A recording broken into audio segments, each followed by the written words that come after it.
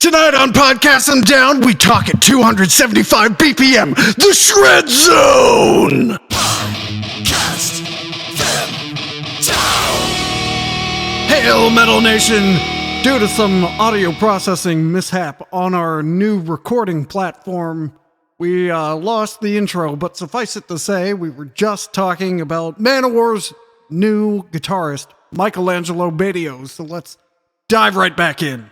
Michelangelo Badio, who is best known for having that ridiculous four-neck guitar in that Nitro video, where so he plays like this, like the guitar. Go look up Nitro's Freight Train. If I remember, I'll put a link in the description. But basically, it's this hair band, right? And the guy's singing, and like when it's time for the guitar solo, a four-necked guitar descends from the top of the stage, and it's in the shape of an X, by the way. So there's a neck in each direction, and he does this ridiculous shredding solo on it. But then he like crosses his hands over and does it on another neck, and then he starts playing two at the same time and harmonizing, and like that's his deal.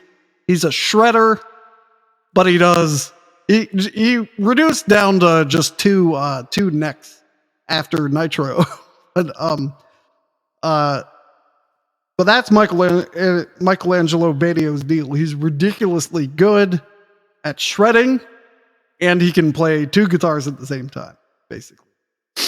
So MANOWAR hired him, I guess, during the pandemic. They wanted to work on new stuff, but they couldn't get their guitarist EV to be able to leave Brazil and come to the US.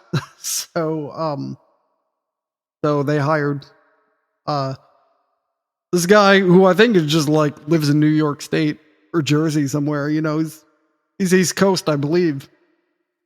So yeah. So then, since you have the Shred Master, this guy, who, in my opinion, is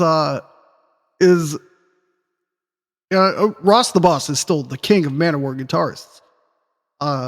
Even though he's not the most technically proficient, the most technically proficient would be David Schenkel, but his solos aren't interesting because it's just notes. And I think Michelangelo Badio might be able to fall between them, or he can write something interesting, but we haven't heard him do a MANOWAR solo yet, as far as I know. I mean, who listens to new MANOWAR? Not I. But anyway, since they got this turbo shredder, they started doing. They put up a video of them playing scales fast, and they said they're going to do it was the quest to 275 BPM, which is ridiculously fast. That's BPM is beats per minute. So like Master of Puppets, for example, is 210, something like that. But eighth notes, which that'll be important later. But then almost immediately they put up videos addressing the controversy. And this is such a MANOWAR thing to do, is to suddenly be the victim. Put out yeah, it's been happening for years, and this is the newest iteration of it. Instead of people trying to get them to turn down their speakers or like stop playing heavy metal, people are saying that they can't play fast. Sorry, we're just talking all over each other because of me. Apologies, Metal Nation. Before we start, I'd like to just clarify that I did not think that YouTube allowed for videos of two men masturbating. But here we are. We just watched several videos of this. Well,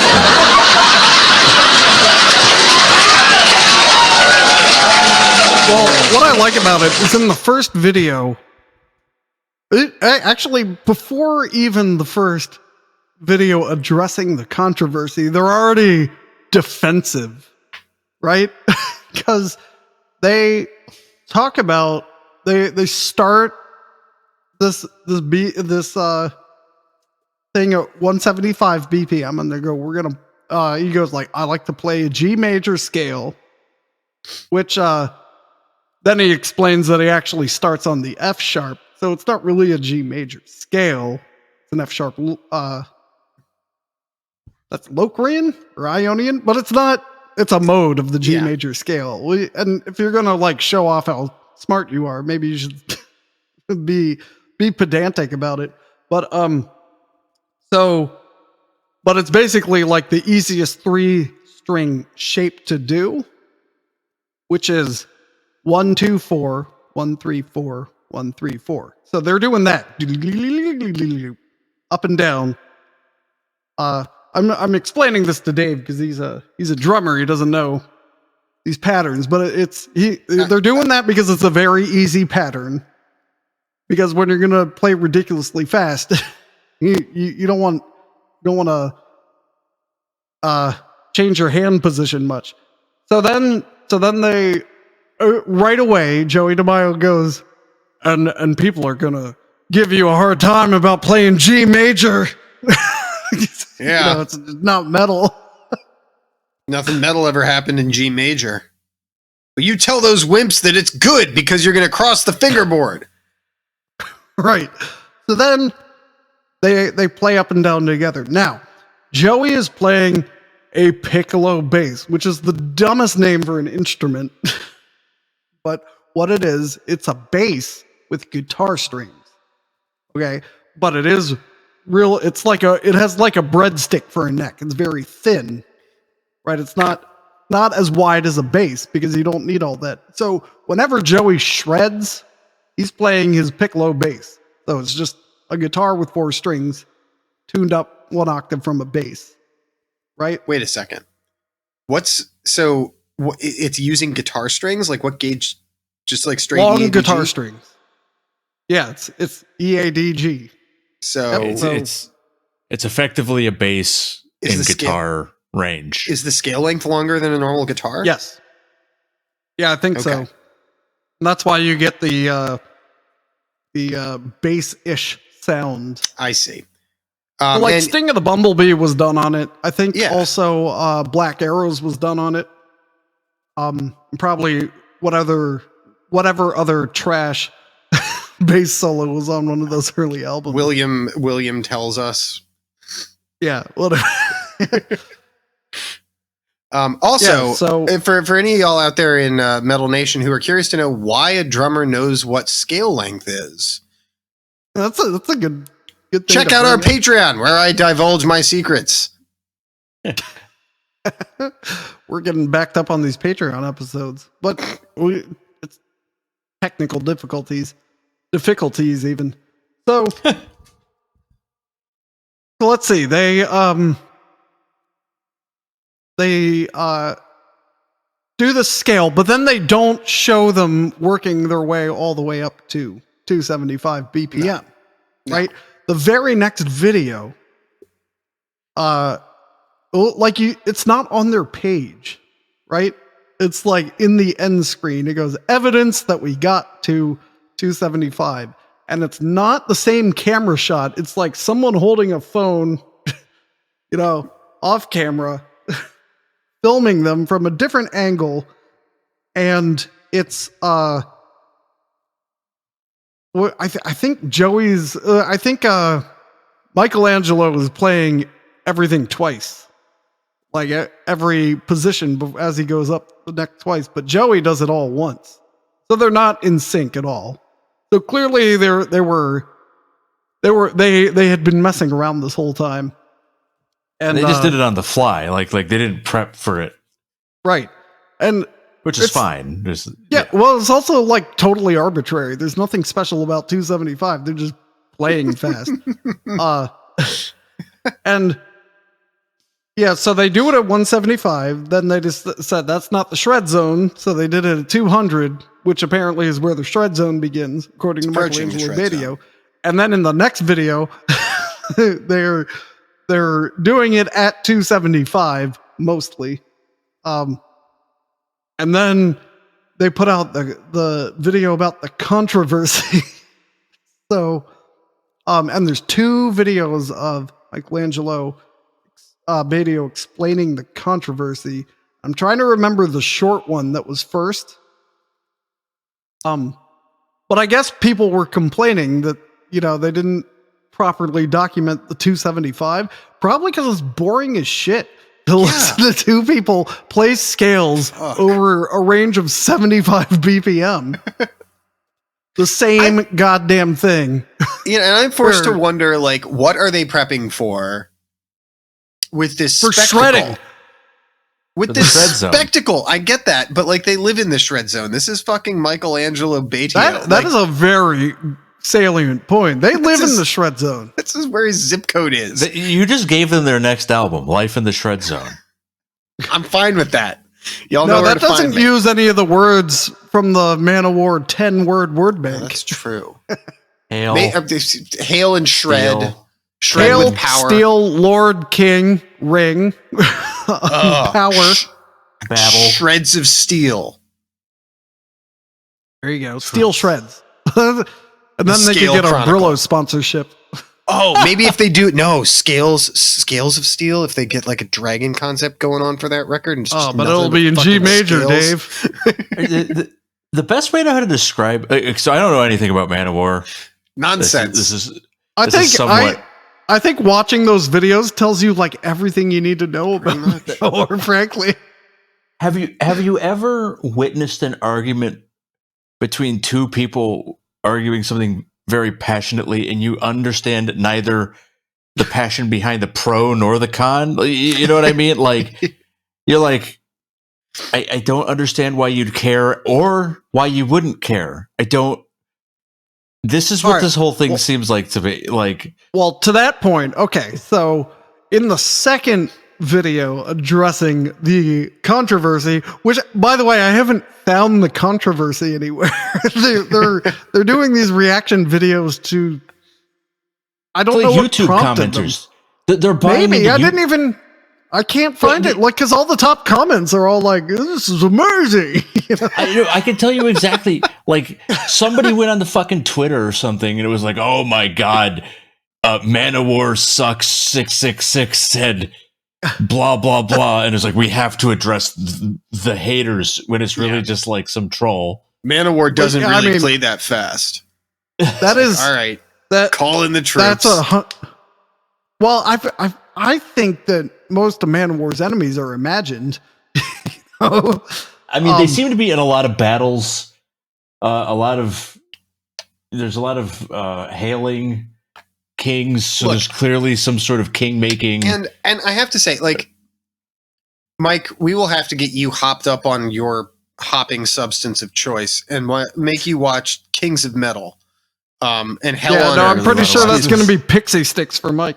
That works because there's a scene in Hell on Earth where they're doing like a signing in South America. I'm going to say it's Brazil. It might be Argentina or Chile, but they're doing this signing at a record store, and it is your classic like 80s, early 90s record store signing experience. Like throngs of people, huge posters, like they're all decked out and signing shit left and right. And they're talking to a journalist, and they're like, Joey's talking to them, and he's like, people have been trying to stop MANOWAR since day one. People have been trying to put us down, and you know what? No one's ever going to stop us, and we hope you get fucking cancer. And it's like, where there's this cognitive dissonance between the scene that he is, talking, that he's in front of while saying these words. It's like, who's trying to keep you down? All of these babes and dudes in leather who are clamoring for you? So, to your point of MANOWAR's enemies being fabricated or imagined, this is generally the case, historically speaking. And I'd go so far as to say that translates to the present day. In my mind, he's sipping out of like a goblet. He casts it to the ground while he's saying this during this interview. You know what I mean? Like, they're trying to keep us down. And then somebody like he's got like a goblet, a cupbearer cleaner upper. Like a ball boy during a tennis match, because this happens so frequently. Okay, this is how I'm imagining this. I'm on the evidence video of them at 275, and there are 0 negative comments. Now, does that mean they're were negative comments and maybe they got moderated out. I don't know. But if you're defending a made-up controversy, you'd think that you would leave the comments. yeah. I'm gonna look up 275 MANOWAR on Twitter. Okay, this Yes. is good. Or Here while we you're go. doing that, I'll talk about the second video Michelangelo Badio brought up. So basically, it's or the what's it the controversy. So basically, he goes on to explain that Joey's playing a piccolo bass, but it doesn't matter, because the piccolo bass has the strings closer together, so it's easier to shred on. So he's cheating. I think is the Okay. I see because I couldn't figure out imagined why anyone comment would that he's care. trying to address, which he didn't come out and say that. That's what I'm getting from context. Right. So it does have guitar strings. He goes, none of that matters. What matters is that they're alternate picking it, which is when you're playing guitar, it's down, up, down, up, down, up, down, up. Okay. But for some reason, when he demonstrates alternate picking, they overlay a video on top of it. So you can't see him alternate pick. Okay. And then he also says it's also important that they're playing 16th notes. As opposed to like, well, I feel like that was self-evident because they're playing 16th notes to the metronome. Like, they didn't say we can play at 275 and then go ding, ding, ding, ding. Yeah, I was about to say, like, I can speed. play at half note equals 2000. Eat my nuts. So yeah, so that thing about 16th notes is like it's a non-argument because it's like easily.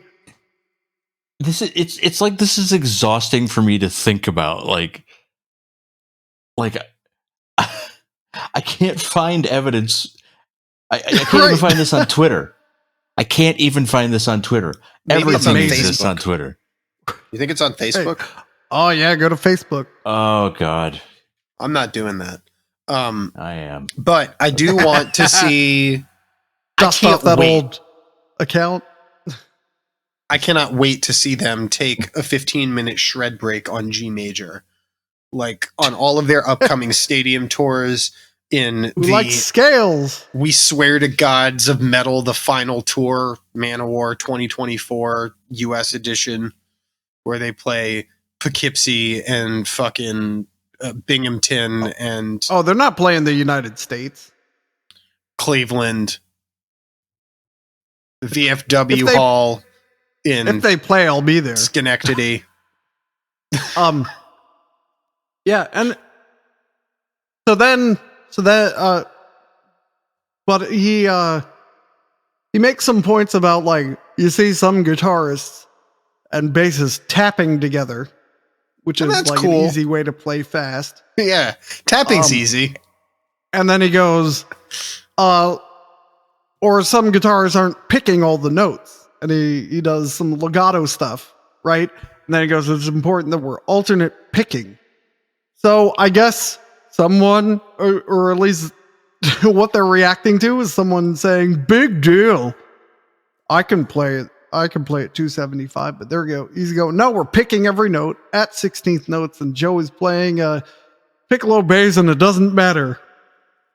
So that's what the video reacting to the controversy is about. So I truly feel like there's an element of methinks the MANOWAR doth protest too much here. Like, are you faking it? Why all of the defensiveness? Why are we responding to a controversy about you doing stuff with a video that we then can't see you doing said stuff? Like, it's not that I don't believe, because I'm a fucking true metal warrior and MANOWAR can do essentially no wrong, but sloppily executed rebuttal is all I'm gonna say. Yeah. The rebuttal doesn't even like need to happen. They clearly did it. Do A major. And at Come on. Just 275, move on. everything's going to be sloppy. So if they're mad that it's not exactly clean. Like, who cares? The best way, like, it's like they're bragging. They're trying to brag about things, about guitar ability to people who don't play guitar or an instrument, and then trying to justify themselves to those people, whereas people who play don't give a shit. Right. I mean, yeah, people who play have seen so many guitarists so much better than them. They go, yeah, that's cool. Yeah, amazing. Yeah. I'm never going to do that. Yeah, I mean, there are look local what I just bands realized was sitting on my desk. This is nice. This is either a call back or a call forward to a metal promo Nice. review. That's an So be amazing sure you watch coincidence. No, Yeah. but I mean, Isn't that weird? There are local bands that we played with that made us feel bad about even trying to play instruments. Like, Oh, not me. you know, Perihelion put us to shame. They were the first band we played with, I didn't play with them. and it's like, Dude, going to but- band practice makes me feel like I shouldn't be playing an instrument. What are you talking about? but you know, it's like, yeah, sure, we play with people that outclass us all the time. It's just how it is. Like, it's not that okay, sure, 275, good for you, wonderful. Who fucking cares? Why am I watching a video about you playing scales? Why am I watching you warm up? Yeah. We could be doing anything else with our time. I want to You hear could him have been play doing anything else with your Right. time. Play a classic Manowar solo. Play the solo to fucking The Crown and the Ring. Now, that's a good question. I think it'd be more impressive to see Michelangelo Badio play slowly. Yes. Do Because courage. I have never seen it. As far as I've we been know, it's following- impossible. like, Tim, I've been- there's our I've been to controversy. Oh, he can't play slow. Did you know? You know what I Ooh. heard? Michelangelo Badio can't play slow. I've heard that multiple times now.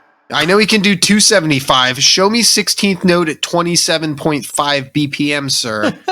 Yeah, he can't play slow. It's physically impossible. Oh, No, it's I've Kid's been place. so I've been to 2 or 3 of his clinics. He did one in Frederick, Maryland. Oh yeah, He did one of the times we went to Vaken. that I'll never forget. Yeah, and yeah, probably just 2. If there was a third one, I've blocked it out of my memory. But he played the same thing every time. It's just like his normal shred routine. I bet he doesn't even have to warm up for it. But that's where the counting with your horns came from. That was Yeah. Michelangelo Badio. Because he had everything on a CD, like a backing track, right? And he had to tell the sound guy what track to play. So if it was track 5, he'd go, "That's on track 5." So 2 horns on a 1 is 5. Just like tally Um, marks, kids. Exactly. But I think he's the perfect fit for Manowar. He's like, I don't think they could have found a more perfect guitarist because he's just as ridiculous as they need and Oh, yeah. talented. I mean, he's better than everyone else in that band. Yeah. The only thing I would say that I agree he is the perfect guitarist for them right now. He may be a little too nice.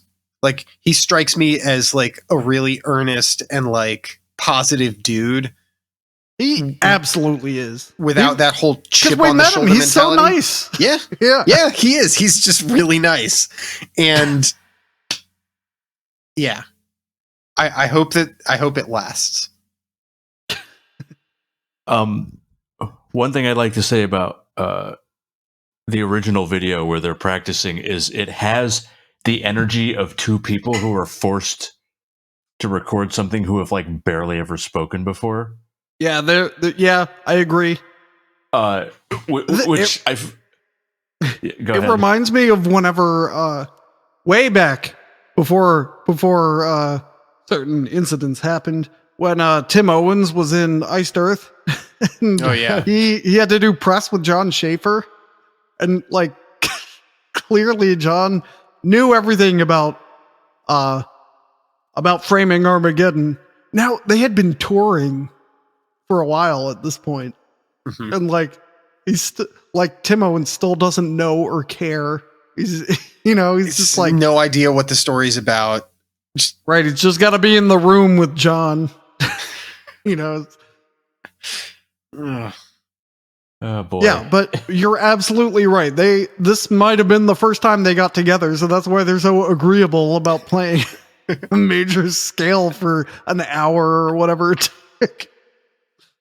Oh, and there's certain things that I don't know. Other than Badio, I don't know anybody else. I don't know who the other guy is. But he's like, and the way he's playing his scale, he's got it right. It's like the fuck.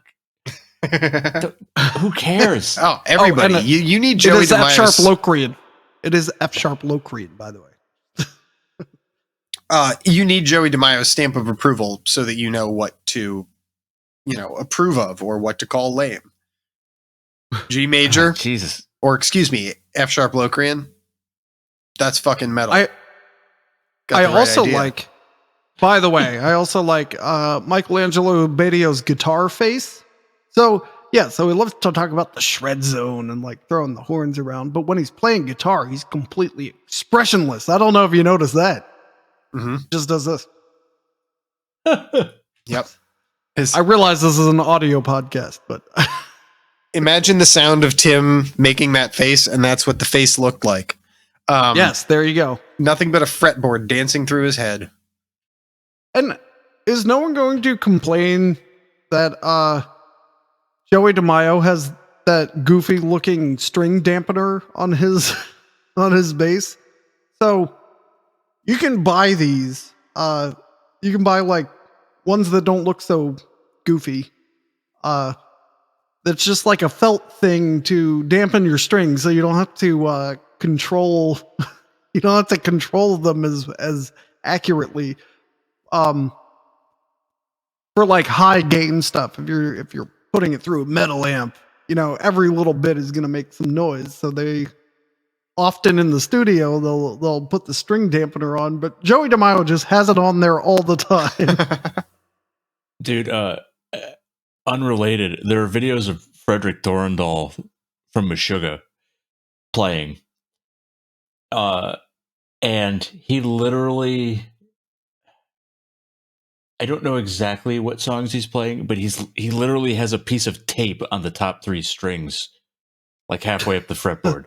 like just Scotch tape. Wow. He Yep. just put it there. Same reason. Yeah. It's just like, that's a really low cost way of doing that. While he's in Meshuggah, he's not. I bet their string budget isn't all that high because those thick strings cost a lot of money. Yeah. Yeah. Oh, man. Okay, so just to close out MANOWAR, this is unrelated, but if you dig around their YouTube, they also recently released a mini documentary about them playing Svalbard. Svalbard. Unbelievable. Yeah. Naturally, Before they the played pan- fucking Svalbard. Before the pandemic, they went up to Svalbard and played a show. I forgot what's the city up there, Longyearbyen. Yeah, Yeah, I think Longyearbyen. you're right. Yeah, so they played the venue there. You mean the grocery store? No, it's interesting. It's like it looks like a small theater, but with like bleacher seats that can. They nice. show it in the documentary, but you can. I might have They to go can check like it out. retract. They can retract the theater seating into the wall, so that there's like a dance floor type thing. Nice. Right. So it was surprisingly big for Svalbard. So this documentary was clearly meant to go on the DVD of them playing in Mexico, which a long time ago they announced we're gonna film the Mexico show for a release. And we watched that video for a Patreon episode, I think. Yeah. It's the one with the Conan the Barbarian looking set. Yes. And that was pretty half of rad. it's yeah. So that was clearly supposed to be the DVD, but there has been no talk of it ever since. So they've been putting out these official live videos from it. And then in the course of this Svalbard documentary, they mention, they meet some fans at the airport and they're like, you Man of Warriors are going to be on the DVD because you're so dedicated to fly from like Brazil or whatever to come to above the Arctic Circle to see us. But at no point do they bring up the fact that Metallica did that exact thing, except they went to Antarctica. Yeah. And which has like even less of a point, but right. Well, Metallica did it to have played all 7 continents in a year. That's why they did it. That would be the kind. If I were able to make that happen, I probably would. Fuck yeah. Like for myself. So, what's interesting about how Metallica did it was they couldn't bring amps. So they brought the drum set, and then they brought like their triaxis or whatever, like preamps, and then they gave everyone in the audience headphones. So that's and everyone cool. listened on headphones, and so that one is on YouTube as well. So I think you should watch Metallica Freeze 'Em All, then watch MANOWAR Goes to Svalbard, because you can tell Joey DeMaio just saw Freeze 'Em All, heard about them playing Antarctica. It's like, well, we're gonna go north. I'm sorry, Metallica had a perfect fucking opportunity for Trapped Under Ice, and they went with Freeze 'Em All. All right. Yep. So, yeah, they it is interesting. The show in Svalbard. I want the DVD, please. Whenever you guys are ready. I mean, Release Joey or Michelangelo, video, if either of you are listening. We know they are listening, but if you've made it this far, so. please, can you just send me the DVD? I promise I won't share it. Yeah. On this platform or any other. Right.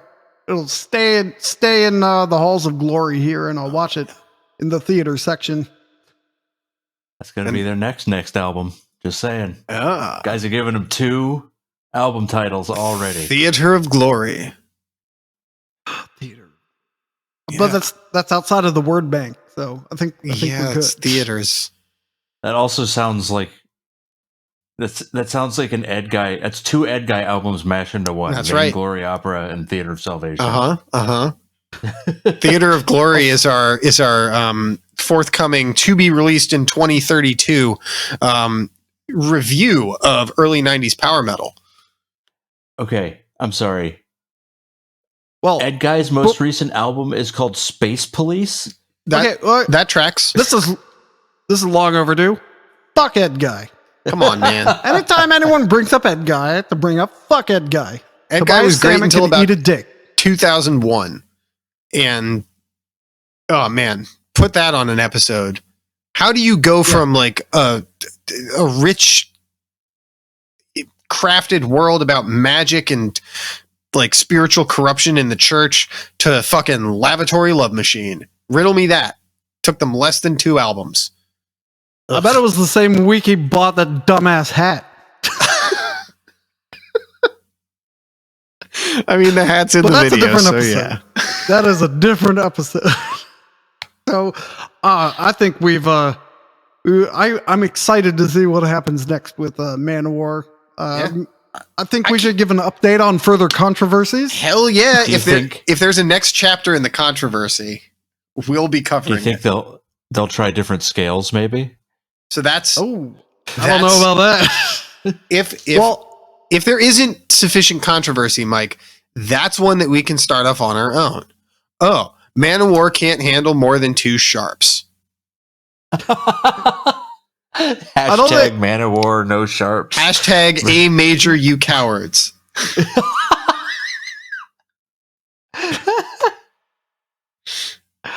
Certainly not A minor, because they dealt with the guitar issue.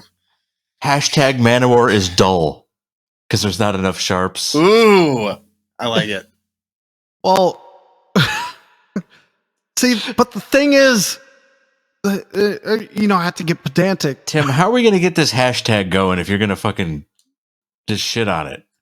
Well, We're never going to make millions of dollars this way. It's not pithy enough for a hashtag. Damn it. We'll have all now and that I've more. killed the episode, let's let it die. Until next time, Metal Nation. Keep it in Locrian. Where's the button? Here's the button. Sorry,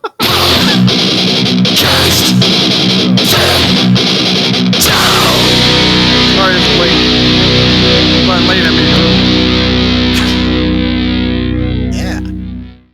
Yeah. For this episode, you really should have gotten two of your guitars and added like tapping, just to the ending. Not too late. It's not too late.